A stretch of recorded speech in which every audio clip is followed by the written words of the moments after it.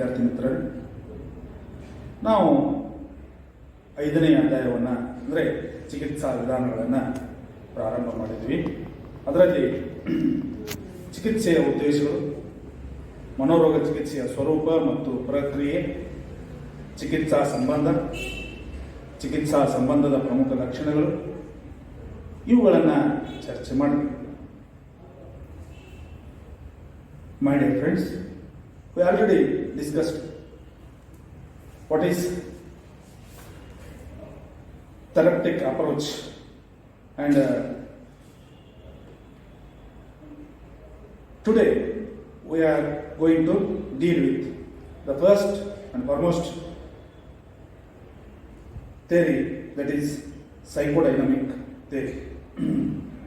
ಇವತ್ತಿನ ದಿವಸ ನಾವು ಸೈಕೋಡೈನಮಿಕ್ ಥಿಯರಿ ಅಂದರೆ ಮನೋವಿಶ್ಲೇಷಣಾ ಚಿಕಿತ್ಸಾ ವಿಧಾನವನ್ನು ಅಧ್ಯಯನ ಮಾಡಿ. ಮನೋವಿಶ್ಲೇಷಣಾ ಚಿಕಿತ್ಸಾ ವಿಧಾನದ ಜನಕ ಯಾರು ಅಂತಂದರೆ ಸಿಗ್ಮಂಡ್ ಫ್ರಾಯ್ಡ್ ಅಂತ ಹೇಳಿ ಹೇಳ್ತಾರೆ. ಇಲ್ಲಿ ಪ್ರಶ್ನೆ ಬರು, ಮನೋವಿಶ್ಲೇಷಣಾ ಚಿಕಿತ್ಸಾ ವಿಧಾನದ ಜನಕ ಯಾರು ಅಂತಂದರೆ ಸಿಗ್ಮಂಡ್ ಫ್ರಾಯ್ಡ್ ಅಂತ ನೀವು ಬರೀಬೇಕು. ಈ ಚಿಕಿತ್ಸಾ ವಿಧಾನವು ಪ್ರಮುಖವಾಗಿ ಅಂತರ್ಮನಸ್ಸಿನ ಅಂದರೆ ಅಹಂ ಮತ್ತು ಮಹದಂ ಅಂದರೆ ಸಂಘರ್ಷಗಳನ್ನು, ಅಹಂ ರಕ್ಷಣಾ ತಂತ್ರಗಳನ್ನು ಮತ್ತು ಮಾನಸಿಕ ಸಮಸ್ಯೆಗಳಿಗೆ ಕಾರಣವಾದ ಬಾಲ್ಯದ ಅತೃಪ್ತ ಬಯಕೆಗಳನ್ನು ಕುರಿತು ಅಧ್ಯಯನ ಮಾಡ್ತೈತಿ. ಯಾವುದು? ಮನೋವಿಶ್ಲೇಷಣಾ ಸಿದ್ಧಾಂತ. ಅಂದರೆ ಮನೋವಿಶ್ಲೇಷಣಾ ಚಿಕಿತ್ಸಾ ವಿಧಾನವು ಇಂದಿನ ವರ್ತನೆಗೆ ಬದಲಾಗಿ ಹಿಂದಿನ ವರ್ತನೆಯನ್ನು ಕುರಿತು ಅಧ್ಯಯನ ಮಾಡ್ತದೆ. ಮನೋವಿಶ್ಲೇಷಣಾ ಚಿಕಿತ್ಸಾ ವಿಧಾನದಲ್ಲಿ ಅನುಸರಿಸುವ ಪ್ರಮುಖ ಚಿಕಿತ್ಸಾ ವಿಧಾನ ಯಾವ್ಯಾವಪ್ಪ ಅಂತಂದರೆ, ಒಂದು ಮುಕ್ತ ಸಹಚರ್ಯ ಮತ್ತು ಇನ್ನೂ ಒಂದು ಸ್ವಪ್ನ ವಿಶ್ಲೇಷಣೆ ಅಂತ. Psychodynamic theory, the father of this theory is Sigmund Freud. This technique mainly focuses on understanding the interpsychic conflicts related to the structure of psyche. Structure of psyche means ego and superego. Use of defense mechanisms and forgotten childhood experiences, which might have led to the development of problem behavior in later life. It focuses on the past behavior rather than present. The two main techniques used in psychodynamic therapy are, first one is free association and second one is dream analysis. ಇಲ್ಲಿ ಒಂದು free association ಅಂದರೆ ಮುಕ್ತ ಸಹಚರ್ಯ ಮತ್ತು ಸ್ವಪ್ನ ವಿಶ್ಲೇಷಣೆ ಅಂತ ಹೇಳಿ ಕರೀತಾರೆ.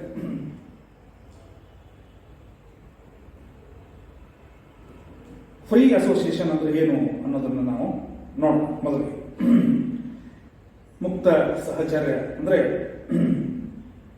ಇದು ಮನೋವಿಶ್ಲೇಷಣಾ ಚಿಕಿತ್ಸಾ ವಿಧಾನದ ಒಂದು ಪ್ರಮುಖ ತಂತ್ರ. ಇಲ್ಲಿ ಕಕ್ಷಿಯನ್ನ ಒಂದು ಹಾಸಿಗೆಯ ಮೇಲೆ ಆರಾಮವಾಗಿ ಮಲಗಿಸಲಾಗ್ತದೆ. ನಂತರ ತನ್ನ ಮನಸ್ಸಿಗೆ ಏನು ತೋರಿಸ್ತತಿ ಅಂದರೆ ಅವನಿಗೆ ಏನು ಅನಿಸ್ತತಿ ಅದನ್ನು ಮುಕ್ತವಾಗಿ ಮಾತನಾಡುವಂತೆ ಅವನಿಗೆ ಪ್ರೋತ್ಸಾಹ ಮಾಡ್ತಾರೆ.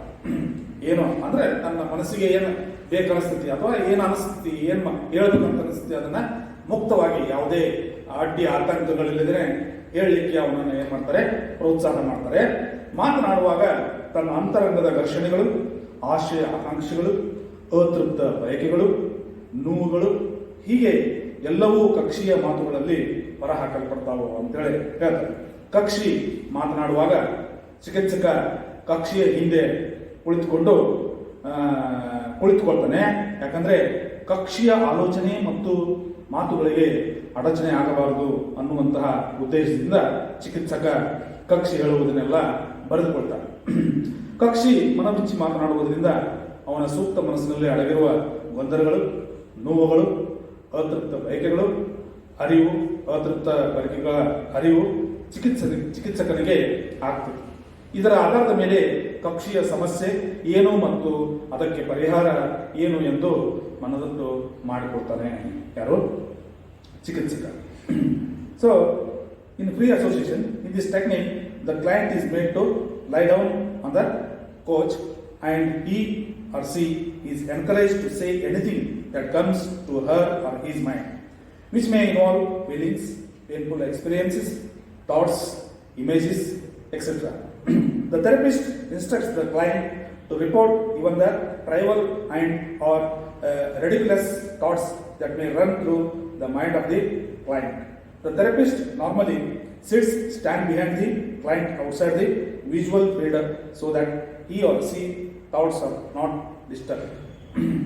The therapist listens patiently and records the report of the client systematically for further analysis. This may take several sessions as the problem areas have to be brought to the surface. The purpose of pre-association is to understand the disconnected ideas of pre-conscious mind so that therapist may give the client a clear understanding of the relationship between his or her mental distress and unresolved issues. So this is about free association. ಇನ್ನು ಎರಡನೇದಾಗಿ dream analysis. ಇಲ್ಲಿ ಸ್ವಪ್ನ ವಿಶ್ಲೇಷಣೆಯನ್ನು ಕೂಡ ಇಲ್ಲಿ ಮಾಡೋದ್ರ ಮೂಲಕನೂ ಕಕ್ಷಿಗೆ ಉಂಟಾಗುವಂಥ ಮನಸ್ಸಿನ ಘರ್ಷಣೆಗಳನ್ನು ಅರ್ಥ ಮಾಡ್ಕೊಳ್ಬಹುದು ಅಂತೇಳಿ ಸಿಗ್ಮಂಡ್ ಫ್ರಾಯ್ಡ್ ಹೇಳ್ತಾರೆ. ಇನ್ನು ಫ್ರಾಯ್ಡ್ನ ಪ್ರಕಾರ ಸೂಕ್ತ ಮನಸ್ಸನ್ನ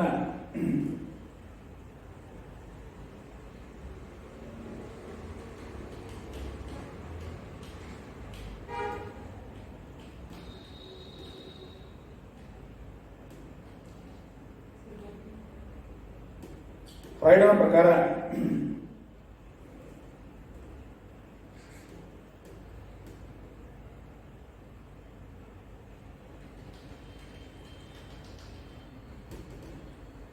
ಪ್ರಕಾರ ಸೂಕ್ತ ಮನಸ್ಸನ್ನು ಅರ್ಥ ಮಾಡಿಕೊಳ್ಳಲು ಕನಸುಗಳ ವಿಶ್ಲೇಷಣೆ ರಾಜಮಾರ್ಗ ಇದ್ದಂತೆ ಅಂತೇಳಿ ಹೇಳ್ತಾರೆ.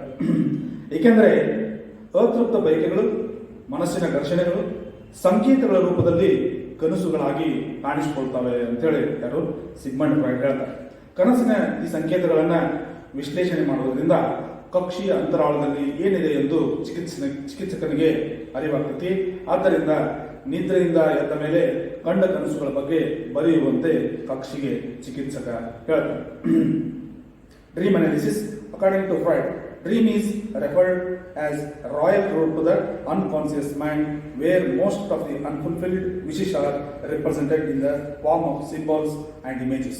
Generally, the dreams are interpreted in the form of two contents: manifest content seen in the dream and latent content, hidden meaning. These symbols are analyzed by the therapist by asking the client to write down the dreams immediately after waking up from night sleep. Treatment process ಯಾವ ರೀತಿಯಾಗೈತಿ ಇಲ್ಲಿ ಚಿಕಿತ್ಸಾ ವಿಧಾನ ಅಥವಾ ಪ್ರಕ್ರಿಯೆ treatment process ಇಲ್ಲಿ phases ಮಾಡ್ತಾರೆ.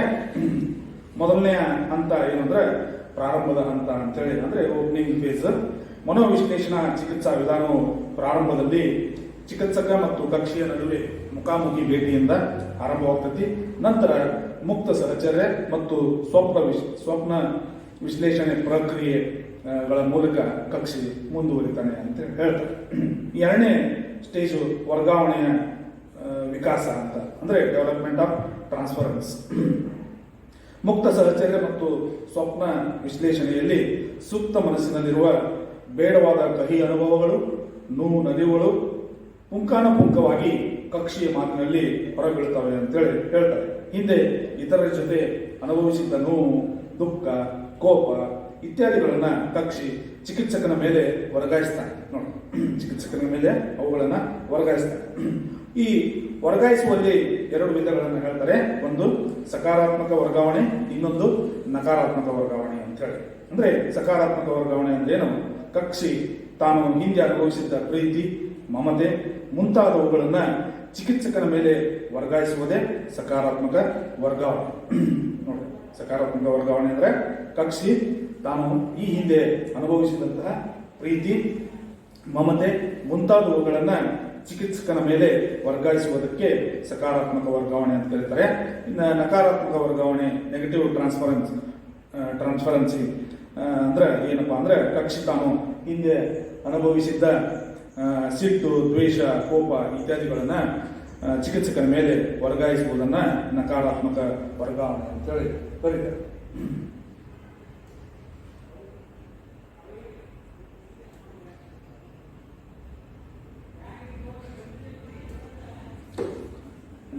ನಂತರ ಈ ಪ್ರಕ್ರಿಯೆಯಲ್ಲಿ ಕಕ್ಷಿ ಮತ್ತಷ್ಟು ವಿವರ ನೀಡುವಂತೆ ಚಿಕಿತ್ಸಕ ಪ್ರೋತ್ಸಾಹ ನೀಡ್ತಾನೆ ಮತ್ತು ಕಕ್ಷಿ ವ್ಯಕ್ತಪಡಿಸಿದ ಭಾವನೆಗಳ ಅರ್ಥ ಏನು ಎಂದು ವಿವರಿಸ್ತಾನೆ.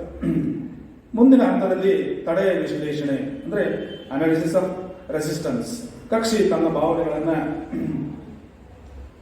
ಭಾವನೆಗಳನ್ನು ವರ್ಗಾವಣೆ ಮಾಡುವ ಸಂದರ್ಭದಲ್ಲಿ ಕೆಲವು ವಿವರಗಳನ್ನು ನೀಡಲು ಹಿಂಜರಿತಾರೆ ಅಥವಾ ಚಿಕಿತ್ಸೆಗೆ ಗೈರು ಹಾಜರಾಗುವಂತಹ ಸಾಧ್ಯತೆಗಳು ಇರ್ತವೆ ಅಥವಾ ಚಿಕಿತ್ಸೆಯಿಂದ ಎದ್ದು ಹೊರ ನಡೆಯುವಂತಹ ಸಾಧ್ಯತೆಗಳು ಇರ್ತವೆ. ಈ ರೀತಿ ವಿವರ ನೀಡಲು ಸತಾಯಿಸುವಿಕೆಯನ್ನ ತಡೆಯನ್ನು ಅಂತೇಳಿ ಕರೀತಾರೆ. ಇಂತಹ ಸಂದರ್ಭದಲ್ಲಿ ಚಿಕಿತ್ಸಕನು ಕಕ್ಷಿಗೆ ವಾಸ್ತವಿಕತೆಯ ಅರಿವುಂಟು ಮಾಡಿ ಸಮಸ್ಯೆಯನ್ನು ಧೈರ್ಯವಾಗಿ ಎದುರಿಸುವಂತೆ ಮನವೊಲಿಸುವ ಪ್ರಯತ್ನವನ್ನ ಮಾಡ್ತಾನೆ. ನಂತರ ಸಮಸ್ಯೆ ಪರಿಹಾರಕ್ಕಾಗಿ ಕಾರ್ಯಪ್ರವೃತ್ತನಾಗುವುದು, ವರ್ಕಿಂಗ್ ಥ್ರೂ. ಕಕ್ಷಿ ತನ್ನ ಸಮಸ್ಯೆಯ ಅರಿವುಂಟು ಮಾಡಿ ಅದರ ಪರಿಹಾರಕ್ಕಾಗಿ ಕಾರ್ಯಪ್ರವೃತ್ತನಾಗುವಂತೆ ಸಿದ್ಧಗೊಳಿಸುವುದು. ನಂತರ ಸಮಸ್ಯೆಯನ್ನು ಎದುರಿಸುವುದು. ಮುಂದಿನ ಹಂತ ಚಿಕಿತ್ಸಾ ಸಮಯದಲ್ಲಿ ಕಕ್ಷಿ ಹೊರಹಾಕಿದ ಮಾನಸಿಕ ಸಂಘರ್ಷಗಳನ್ನು ಚಿಕಿತ್ಸಕನು ಕಕ್ಷಿಗೆ ಮನದಟ್ಟು ಮಾಡಿಕೊಡುವನು ಮತ್ತು ಅವುಗಳನ್ನು ಸಮರ್ಥವಾಗಿ ಎದುರಿಸುವಂತೆ ಅವನನ್ನು ಸಜ್ಜುಗೊಳಿಸ್ತಾನೆ. ಸ್ಪಷ್ಟೀಕರಣ ನೀಡುವುದು, ಕ್ಲಾರಿಫಿಕೇಶನ್. ಕಕ್ಷಿಯ ಸಂಘರ್ಷಗಳಿಗೆ, ನೋವು ನಲಿವುಗಳಿಗೆ ಕಾರಣ ಏನು ಎಂದು ಚಿಕಿತ್ಸಕನು ಸೂಕ್ತ ಸ್ಪಷ್ಟೀಕರಣ ನೀಡ್ತಾನೆ. ಅರ್ಥೈಸುವಿಕೆ, ಇಂಟರ್ಪ್ರಿಟೇಷನ್ ಮಾಡ್ತಾನೆ. ಮುಂದಿನ ಹಂತದಲ್ಲಿ ಕಕ್ಷಿಯ ಸಮಸ್ಯೆಯ ಪರಿಣಾಮ ಏನು ಮತ್ತು ಅದಕ್ಕೆ ಪರಿಹಾರ ಏನು ಎಂದು ಅರ್ಥ ವಿವರಣೆ ನೀಡುತ್ತಾನೆ. ಸಮಸ್ಯೆ ಪರಿಹಾರಕ್ಕಾಗಿ ಕಾರ್ಯಪ್ರವೃತ್ತನಾಗುವುದರಿಂದ ಕಕ್ಷಿಯು ತನ್ನ ಸಮಸ್ಯೆಯ ಬಗ್ಗೆ ಅರಿವನ್ನು ಬೆಳೆಸಿಕೊಳ್ತಾನೆ ಮತ್ತು ಸಮಸ್ಯೆ ಪರಿಹಾರಕ್ಕೆ ಪೂರ್ಣ ಪ್ರಮಾಣದಲ್ಲಿ ಸಿದ್ಧನಾಗ್ತಾನೆ. ಕಕ್ಷಿಯಲ್ಲಿ ಸುಧಾರಣೆ ಕಂಡು ಬಂದಾಗ ಚಿಕಿತ್ಸಾ ಪ್ರಕ್ರಿಯೆಯನ್ನ ಅಂತ್ಯಗೊಳಿಸಲಾಗುತ್ತದೆ ಅಂತ ಹೇಳಿ ಹೇಳ್ತಾರೆ. Treatment process. Opening phase. Psychoanalysis usually begins with the face-to-face interview, and then client goes through the process of free association and dream analysis. Initially, the client is unaware of the reasons for his or her suffering, which are deep down the unconsciousness.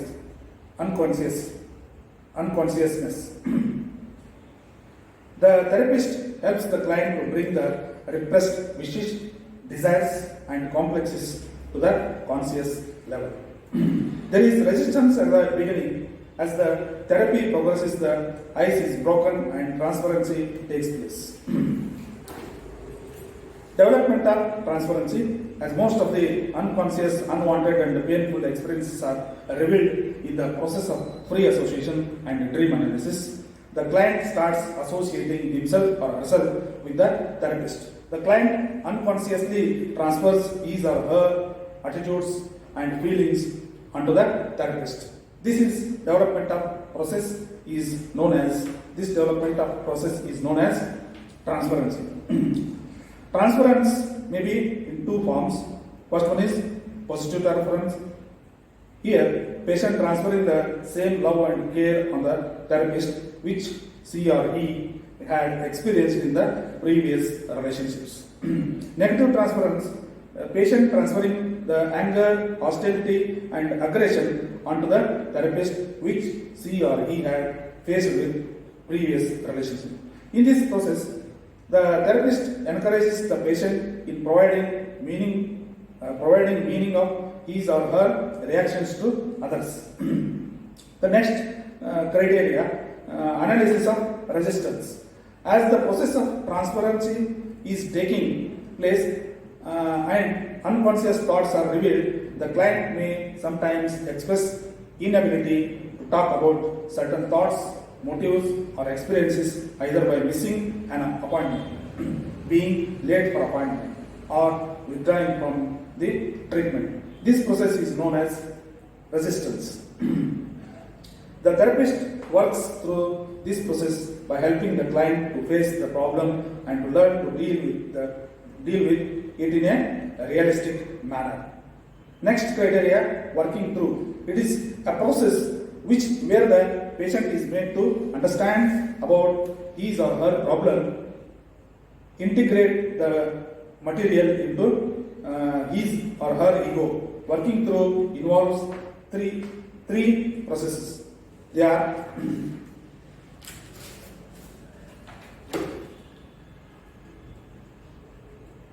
confrontation. The conflicts which are revealed in the process of treatment is pointed out by the therapist, which has to be faced by the client. Second one is clarification. The client is given clarity about the meaning of conflicts and confusing events, but separating into main points. Interpretation. The therapist interprets the conflicts of the client. In the process of working through, the client gains the understanding, insight of his or her self and accepts irrational reaction to the unpleasant events and learns to deal with it. The therapy is terminated when the patient shows the decrease in the development of unconscious thoughts or intra-psychic conflicts. Duration of the treatment. Psychoanalysis is done usually for 1 hour session for 2, 3, 4, 5 days per week, depending upon the severity. It may take several months for the client to feel confident of facing the realities of his or her daily life situations. So, some of the merits and demerits of this therapy are: merits of psychoanalytic therapy. The psychoanalysis is an effective treatment in which most of past childhood issues, aggression are revealed, so the person can deal with the present effectively. The approach also explains defense mechanisms and why every individual reacts differently to similar situation. The third one is Sigmund Freud's explanation of resistance, transferency, catharsis and defense mechanisms have helped psychologists psychologists gain insight into human nature. Some of the demerits are: it is relatively time-consuming and expensive process. The second one is trained and skillful counselor is required to interpret the meaning of the intra-psychic conflicts. The third one is immediate problems are ignored and past history of the client is given more importance. It has little empirical data and may not take into consideration the environmental and cultural influences. ಈ ಚಿಕಿತ್ಸಾ ಅವಧಿ ಎಷ್ಟು ಅಂತಂದರೆ, ಮನೋವಿಶ್ಲೇಷಣಾ ಚಿಕಿತ್ಸೆಯು ಸಾಮಾನ್ಯವಾಗಿ ದಿನಕ್ಕೆ 1 ತಾಸಿನಂತೆ ವಾರದಲ್ಲಿ 4-5 ಬಾರಿ ನಡೀತದೆ. ಇದು ಸಮಸ್ಯೆಯ ಗಂಭೀರತೆಯನ್ನು ಅವಲಂಬಿಸಿರ್ತದೆ. ಕೆಲವು ವೇಳೆ ಕೆಲವು ವಾರಗಳ ಕಾಲ ಅಥವಾ ಕೆಲವು ತಿಂಗಳುಗಳ ಕಾಲನೂ ಈ ಚಿಕಿತ್ಸೆ ನಡೆಯುತ್ತೆ. ಈ ಚಿಕಿತ್ಸೆಯ ಕೆಲವೊಂದಿಷ್ಟು ಅನುಕೂಲಗಳು ಮತ್ತು ಅನಾನುಕೂಲಗಳು ಯಾವ್ಯಾವ ಅಂತಂದರೆ, ಅನುಕೂಲಗಳು ಏನಿದಾವೆ ಮೊದಲಿಗೆ ನೋಡೋಣ. ವ್ಯಕ್ತಿಯ ಬಾಲ್ಯದ ಸಮಸ್ಯೆಗಳನ್ನು ಬಗೆಹರಿಸಿ ವರ್ತಮಾನದ ಸಮಸ್ಯೆಗಳನ್ನು ಪರಿಣಾಮಕಾರಿಯಾಗಿ ಎದುರಿಸುವಂತೆ ವ್ಯಕ್ತಿಯನ್ನು ಸಿದ್ಧಗೊಳಿಸುವಲ್ಲಿ ಮನೋವಿಶ್ಲೇಷಣಾ ಚಿಕಿತ್ಸೆ ತುಂಬ ಪರಿಣಾಮಕಾರಿಯಾಗಿದೆ. ಇದರ ಅನಾನುಕೂಲಗಳು ಏನಪ್ಪ ಅಂದ್ರೆ, ಕಾಲ ಮತ್ತು ಹಣ ವ್ಯಯವಾಗ್ತದೆ. ಉತ್ತಮ ತರಬೇತಿ ಹೊಂದಿದ ಚಿಕಿತ್ಸಕ ಮಾತ್ರ ಈ ವಿಧಾನ ಅನುಸರಿಸಲು ಸಾಧ್ಯ. ಪ್ರಸ್ತುತ ಸಮಸ್ಯೆಗಳನ್ನು ಬದಿಗಿಟ್ಟು ಹಿಂದಿನ ಸಮಸ್ಯೆಗಳ ಪರಿಹಾರಕ್ಕೆ ಆದ್ಯತೆಯನ್ನು ನೀಡಲಾಗುತ್ತದೆ. So this is about psychodynamic approach or therapy. So in next class we'll discuss behavior therapy, ವರ್ತನಾ ಚಿಕಿತ್ಸೆಯನ್ನು ಮುಂದಿನ ಕ್ಲಾಸ್ನಲ್ಲಿ ನಾವು ಅಧ್ಯಯನ ಮಾಡೋಣ. ವಿದ್ಯಾರ್ಥಿಗಳೇ, ಥ್ಯಾಂಕ್ ಯು ವೆರಿ ಮಚ್.